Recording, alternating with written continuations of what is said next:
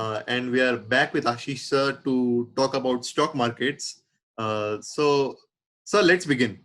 So, Yes. Stock market sir, तो अगर stock market के बारे में बात करें तो बस इतनी चीज याद आती है कि मोबाइल के अंदर रोज कोई नोटिफिकेशन आती है किसी न्यूज चैनल की कि आज सेंसेक्स इतना गिर गया और आज निफ्टी के अंदर ये हुआ और ये 200 पॉइंट हाई 200 पॉइंट लो, ऐसे टाइप की न्यूज आती है। उससे ज्यादा मोस्ट जो मेरे साथ जो पढ़ने वाले हैं उनको उतना आइडिया नहीं कि स्टॉक मार्केट होता क्या है और उसका रीजन क्या है। तो सर, सबसे पहले तो इसी बात से चालू करना चाहूंगा कि स्टॉक मार्केट का ओरिजिन क्या है और उसको स्टॉक मार्केट को बनाने की जरूरत ही क्या है, स्टॉक मार्केट होता क्यों और कंपनियां वहां पे लिस्ट क्यों करती है। राइट, बहुत बढ़िया सवाल है। स्टॉक मार्केट के लिए कहा जाता है, खुशी मिली तो हंस ना सके, गम मिला तो रो ना सके, यही दस्तूर है स्टॉक मार्केट का यारो। जिसे खरीदा उसे बेच ना सके, जिसे बेचा उसे खरीद ना सके। तो लोगों को ये लगता है कि एक सट्टा है, ये जुगार है, ये गैम्बलिंग है। कुछ हद तक बात सही है, लेकिन ज्यादातर केस में ऐसा नहीं होता है। अब स्टॉक मार्केट की जरूरत क्यों हुई? बहुत सारे लोग लाइटर मूड में कहते हैं कि स्टॉक मार्केट का मतलब है कि वहां से कोई पैसा लेके नहीं कमा सकता है, या ऐसी जो भी बात लोग कर रहे हैं। लेकिन उसमें अगर आप सिस्टमेटिक अप्रोच से जाओगे, सही प्रोसेस से जाओगे, तो आपको उसमें यू कैन ज्वाइन। अब वर्ल्ड की बात करते हैं, फिर इंडिया की बात करते हैं। वर्ल्ड में सबसे जो वॉरेन बफेट का नाम दोबारा में लेना चाहूंगा, उनकी कंपनी है बर्कशायर हाथवे। उनका शेयर का price is highest in the world. वो है करीबन $3 लाख। तो $3 लाख का मतलब है, अगर उसको हम इंडियन रुपीस में कन्वर्ट करें और 75 का भी अगर हम लेके चलते हैं, तो 3 लाख के आसपास की बात करें तो करीबन 2.5 करोड़, 2.25 से 2.5 करोड़ रुपया बनता है एक शेयर का। इसका मतलब है किसी के पास बर्कशायर हाथवे का एक ही शेयर है, ओनली वन, तो वो उसके सामने उसको 2.25 से 2.5 करोड़ रुपया मिल सकता है। तो अब ये ऐसा क्यों हुआ, उसकी हम बात करेंगे। तो मैं ये कहना चाहूंगा कि सबसे पहले स्टॉक मार्केट की शुरुआत क्यों हुई, और या फिर स्टॉक मार्केट की जरूरत क्या है। अब स्टॉक मार्केट की शुरुआत ऐसे हुई, या उसकी जरूरत यही है कि जैसे कोई कंपनी है वो शुरू होती है। एग्जाम्पल के तौर पे मैं बात करना चाहूंगा ओयो से लेके, उबर से लेके बहुत सारी स्टार्टअप कंपनी है जो शुरू होती है। हर्ट्ज से लेके बहुत सारी कंपनियां जो वर्ल्ड में शुरू हुई है। अब नॉर्मली लोगों के पास एक कॉमन चीज क्या है कि जिनके पास आइडिया है उनके पास पैसा नहीं, और जिसके पास पैसा है उसके पास आइडिया नहीं। तो स्टॉक मार्केट क्या है? स्टॉक मार्केट ऐसी जगह है, वहां पे आइडिया वाले लोग पैसे लेने आते हैं, और पैसे वाले लोग जो इनका आइडिया अच्छा लग रहा है उनको पैसे दे रहे हैं। अब नॉर्मली एग्जांपल मैं लेना चाहूंगा, जैसे कॉलेज की बात करें तो आपको शायद पता होगा कि यो बाइक, आपने शायद नाम सुना होगा, सुना है आपने? यो बाइक, हाँ, बिल्कुल बिल्कुल बिल्कुल। राइट, वो इलेक्ट्रिक बाइक था। वो 2008 में शुरू हुआ था। उस टाइम हुआ क्या, वो स्टार्टअप में था, यानी इलेक्ट्रिक कार पे वो बैंक में गए पैसा लेने, तो बैंक ने पैसा देने से मना किया, क्योंकि इलेक्ट्रिक का एक कार जो एक थी रेवा करके, महिंद्रा एंड महिंद्रा की रेवा, मैं बात कर रहा हूँ 2008-10 की। तो वो 2008-10 की जो कार थी रेवा, वो फेल हो गई। इसीलिए बैंकों ने वो इलेक्ट्रिक स्कूटर वाले को पैसा देने के लिए मना कर दिया। तो जैसे इन्होंने मना कर दिया पैसा देने के लिए, तो हुआ क्या कि उनको पैसा चाहिए अपना प्रोजेक्ट आगे बढ़ाने के लिए। तो वो उनके पास एक ही ऑप्शन बचा था, प्राइवेट फाइनेंसरों से पैसा लेना। अगर वो प्राइवेट फाइनेंसरों से पैसा लेते हैं तो बैंक से ज्यादा इंटरेस्ट रेट उनको देना पड़ेगा, वो तो सीधी सी बात है। इसीलिए तो इसीलिए वो क्या कर सकते हैं, they can come out with IPO. IPO का मतलब है initial public offer. First time जो कंपनी पैसा लेने के लिए अपने शेयर लिस्ट कराती है, तो वो उसको कहते हैं इनिशियल पब्लिक ऑफर। अब हम बात करेंगे इंडिया की। इंडिया की अगर बात करें तो दो मुख्य एक्सचेंजेस है, एक है नेशनल स्टॉक एक्सचेंज, दूसरा है बॉम्बे स्टॉक एक्सचेंज। पहले 22-23 स्टॉक एक्सचेंज थे रीजियोनल, वो सारे बंद हो गए और ये स्टॉक मार्केट शुरू हुए। अब इसकी शुरुआत कैसे हुई?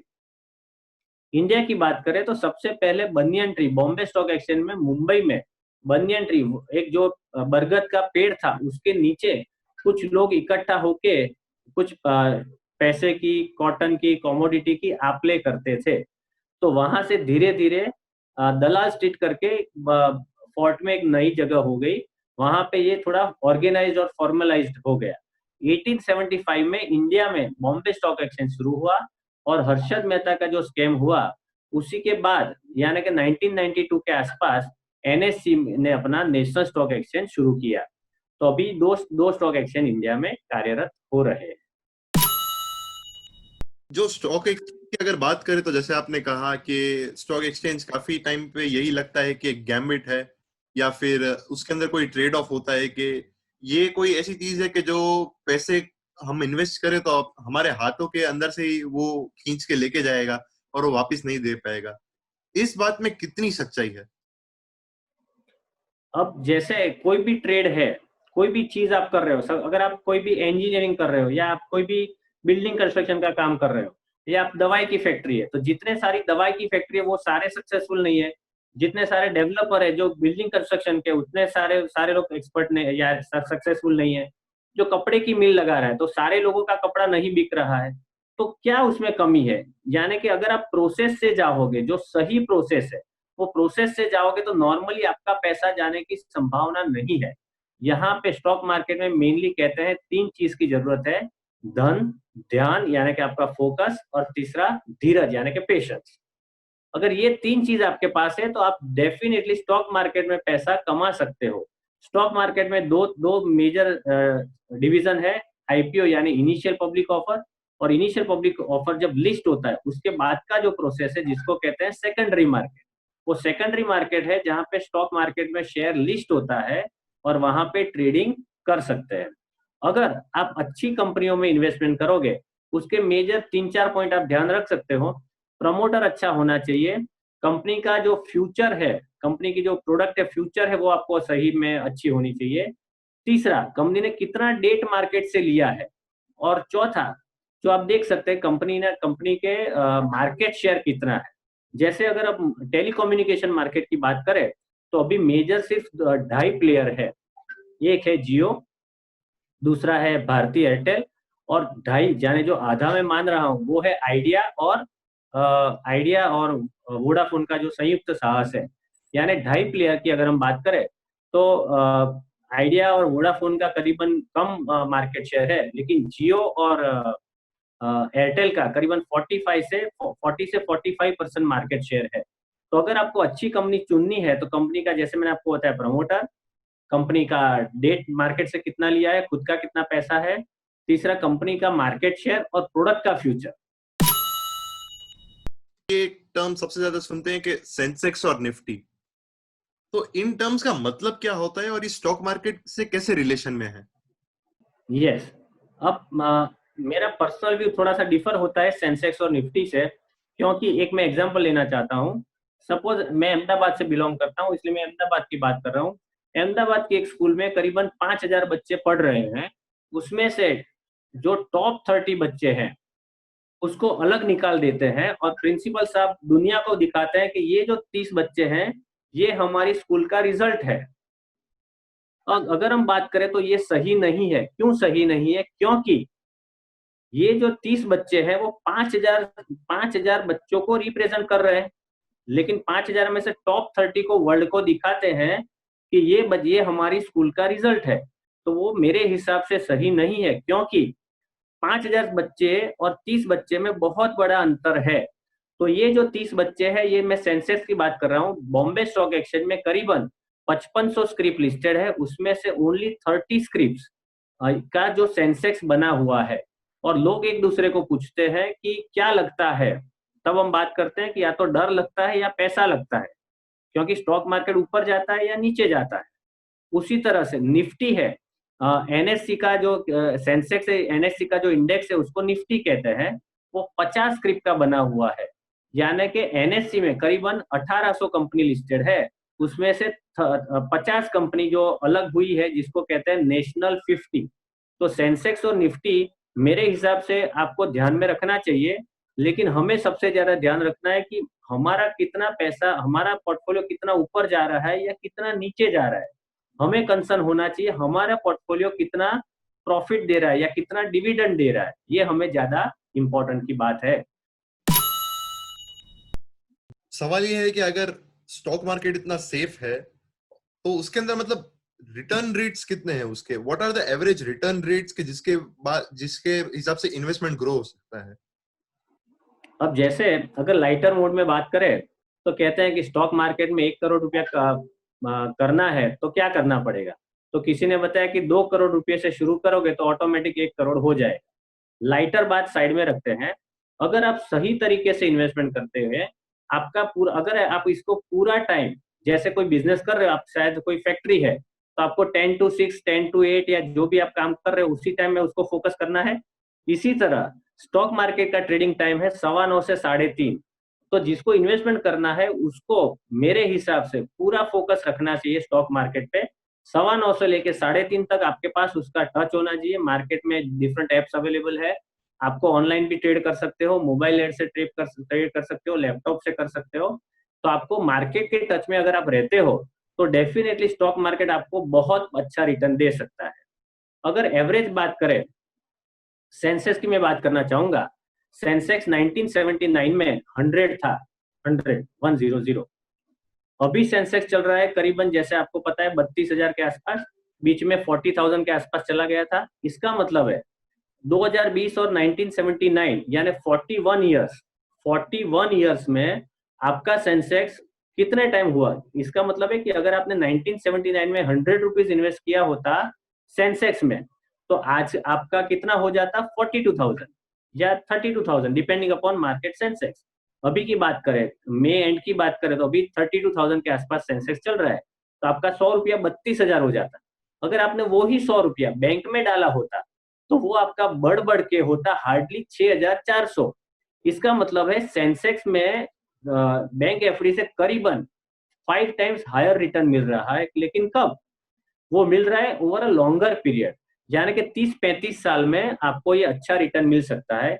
एवरेज अगर हम बात करेंगे जिसको कहते हैं CAGR, compounded annual growth rate, तो CAGR की अगर मैं बात करना चाहूंगा तो CAGR की हिसाब से आपका रिटर्न हो जाता है करीबन 17% पर एनम। यानी कि अगर आपने सिर्फ सेंसेक्स की स्क्रिप्ट में इन्वेस्ट करते हो और 3 to 5 to 7 ईयर्स तो आपको करीबन 16-17% CAGR, जिसको कंपाउंडिंग एनुअल ग्रोथ रेट कहते हैं, वो आपको मिल सकता है। मार्केट तो काफी, आपने जैसे कहा 5,000 कंपनीज के साथ काफी डाइवर्स है, तो वहां पे हम कौन सी जगह पे अटैच रहे जहां पे एक प्राइमरी बिगिनर को एक पावरफुल स्टार्ट मिल सकती है? स्पर्श, आपका क्वेश्चन बहुत बढ़िया है कि अगर किसी नोविस को यानी नए इन्वेस्टर को, नए स्टूडेंट को मार्केट में इन्वेस्ट करना है तो वो व्हाट इज स्टेप 1 या स्टेप 0। तो मैं इतना कहना चाहूंगा कि जैसे मैंने आपको बताया कि निफ्टी में करीबन 50 स्क्रिप्ट्स है और सेंसेक्स में 30 स्क्रिप्ट्स है। तो आप सबसे पहले सेंसेक्स की 30 स्क्रिप्ट और निफ्टी की 50 स्क्रिप्ट का लिस्ट बना दीजिए। उसमें आज के दिन की अगर हम बात करें तो 29 स्क्रिप्ट कॉमन है,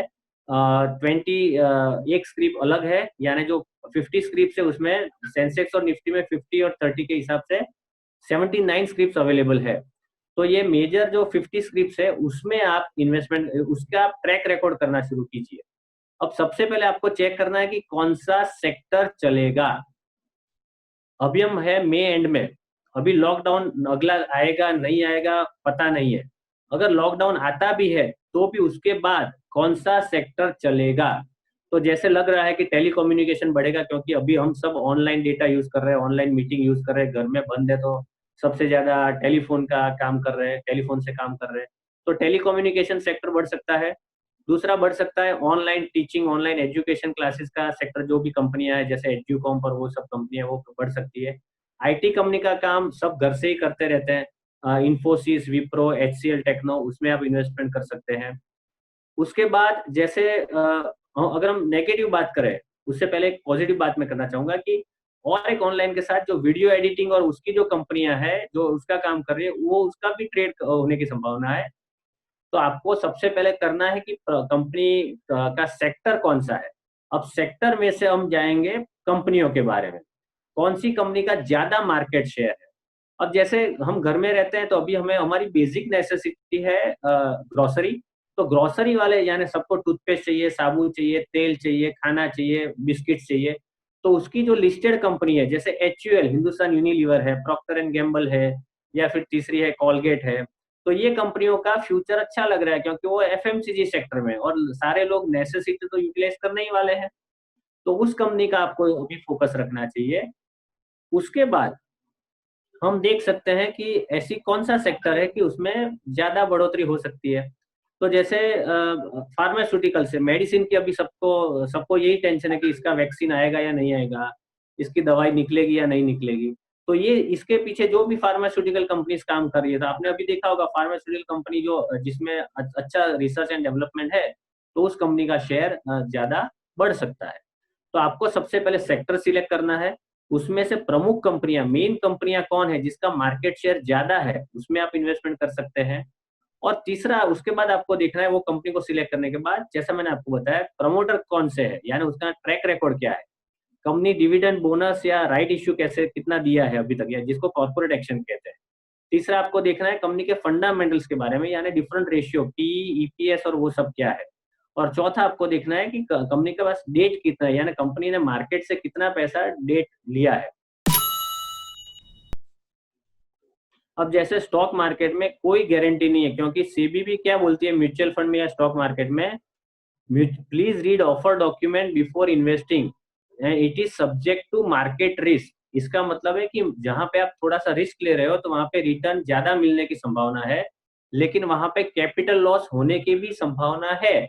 लेकिन अगर आप सही तरीके से जाओगे, सिस्टमेटिक वे में इन्वेस्टमेंट करोगे, प्रोसेस से जाओगे, तो डेफिनेटली आपका पैसा स्टॉक मार्केट में बढ़ सकता है।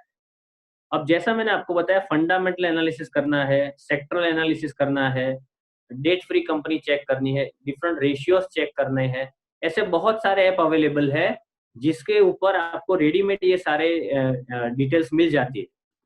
बिल्कुल सर, तो अब इस एपिसोड को कंक्लूड करते हैं और now we'll move on to the next one, which is about mutual funds, and I'll be uploading that soon as well. So till then, bye bye, take care. Thank you.